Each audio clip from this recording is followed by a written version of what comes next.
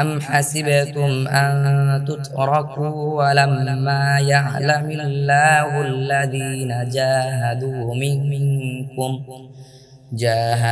منكم ولم يتخذوا من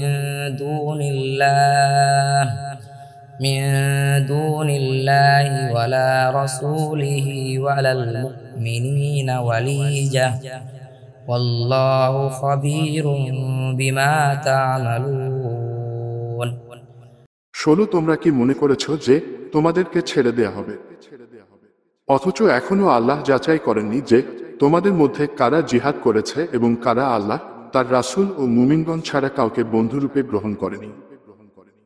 আর তোমরা যা কর আল্লাহ সে সম্পর্কে সম্যক জ্ঞাত।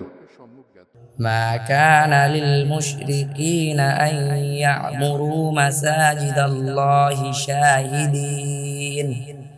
شاهدين على أنفسهم بالكفر أولئك حبطت أعمالهم وفي النار هم خالدون 17 মুশরিকদের অধিকার নেই যে তারা আল্লাহর মসজিদসমূহ আবাদ করবে নিজেদের উপর কুফরির সাক্ষ্য দেয়া অবস্থায়। এদেরই আমলসমূহ বরবাদ হয়েছে এবং আগুনেই তারা স্থায়ী হবে।